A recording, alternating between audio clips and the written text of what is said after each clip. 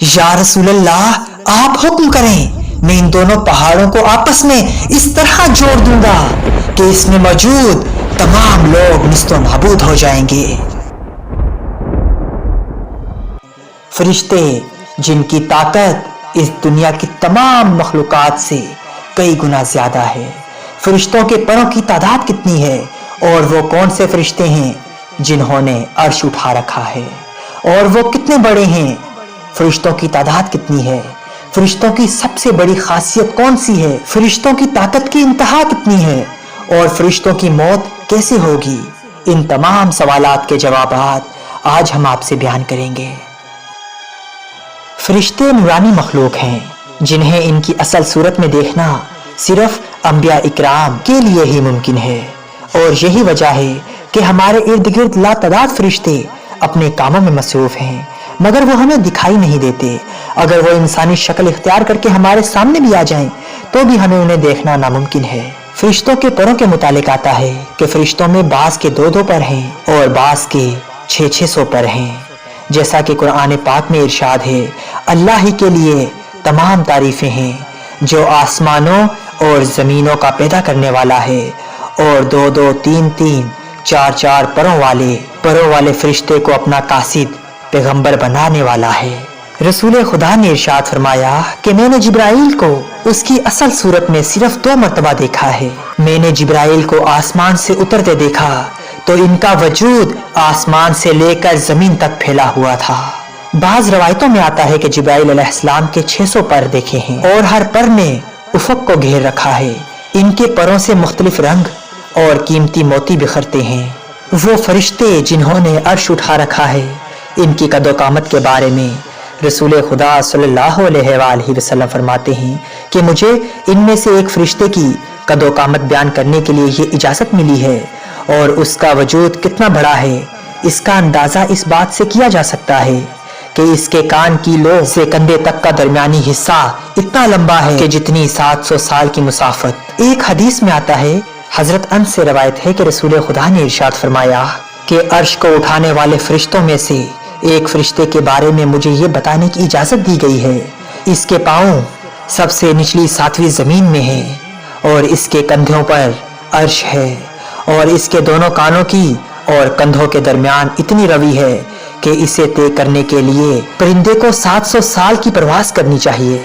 वो फरिश्ता कहता है कि या अल्लाह, तू पाक है जहां भी है और जहां भी हो। अल्लाह पाक ने फरिश्तों में शादी ब्याह की हाजत नहीं रखी और अल्लाह ने इन्हें खाने पीने से भी बेनियाज कर दिया है।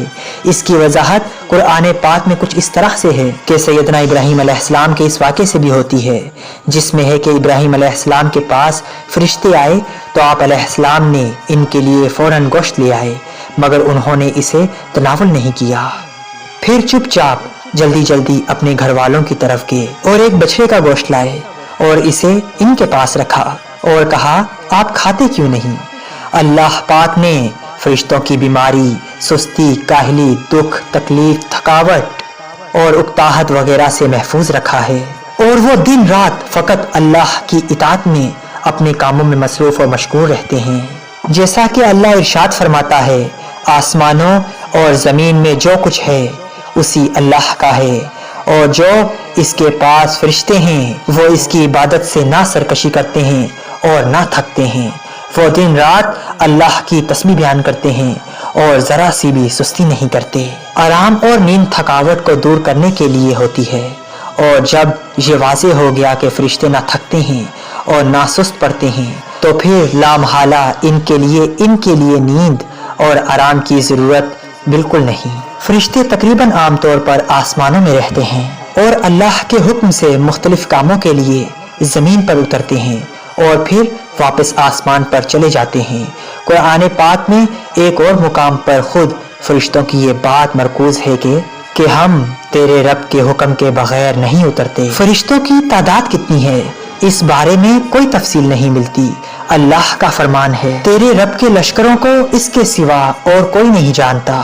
बाज़ अहदीस से मालूम होता है कि फरिश्तों की तादाद बहुत ज्यादा है, बल्कि अंदाजा होता है कि इंसानों और जिनों से भी ज्यादा इनकी तादाद है। जैसा कि एक हदीस में आता है कि रसूल खुदा ने इरशाद फरमाया کہ आसमानों में कहीं 4 उंगलियां जगह ऐसी भी नहीं जहां कोई ना कोई फरिश्ता सजदा रेज ना हो।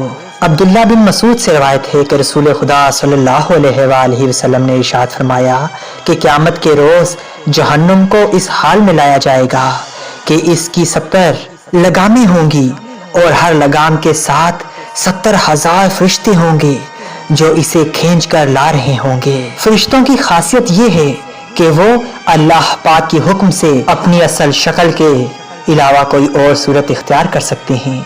ये सूरत किसी ऐसे इंसान की भी हो सकती है जिसे देखने वाले पहचान लें। इंसानों के अलावा किसी और जी रूह की सूरत इख्तियार करने की फरिश्तों को ताकत नहीं। इस बारे में कुरान और हदीस में कोई सराहत या जिक्र नहीं मिलता। अलबत्ता इनके इंसानी शक्ल इख्तियार करने के वाक़ियात ज़रूर मिलते हैं और इन्हीं से ये अंदाज़ा होता है कि फरिश्ते अल्लाह पाक के हुक्म से दीगर शक्लें भी इख्तियार कर सकते हैं।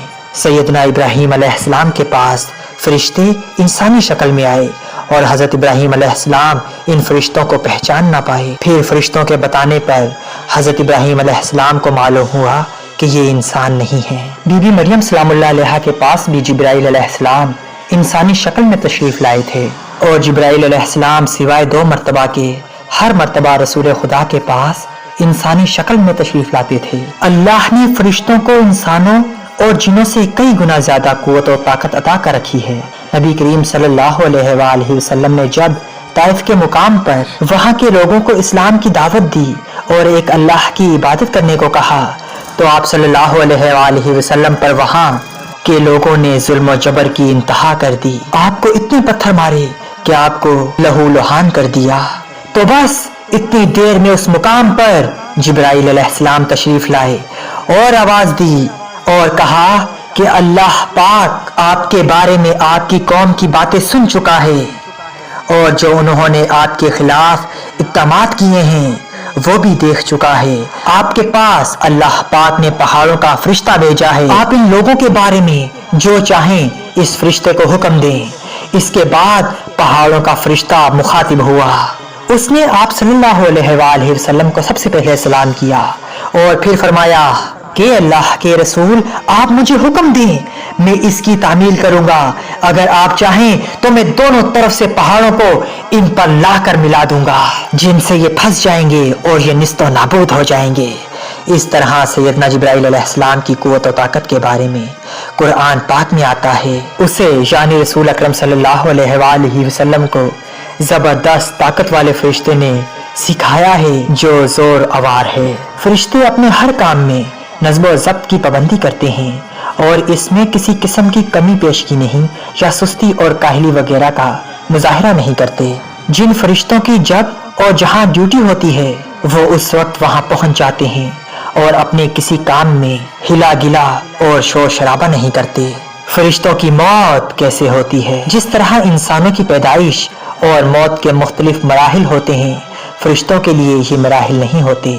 यानी दुनिया में नए इंसान पैदा होते हैं और पहले से मौजूद इंसान फौत हो रहे होते हैं, लेकिन इनके बरअक्स जब से अल्लाह पाक ने फरिश्तों को पैदा किया है तब से वो जिंदा हैं और क़यामत तक कायम होने तक जब तक अल्लाह चाहे जिंदा रहेंगे और अल्लाह पाक की तरफ से इन्हें जो जिम्मेदारियां दी गई हैं इन्हें एहसाने तरीके से वो पूरा करते हैं और करते रहेंगे। लेकिन जब क़यामत आ जाएगी तो ये फरिश्ते भी मौत से दो चार होंगे और एक ऐसा वक्त आएगा जब कायनात में अल्लाह रब्बुल इज्जत के अलावा कोई और जिंदा नहीं रहेगा।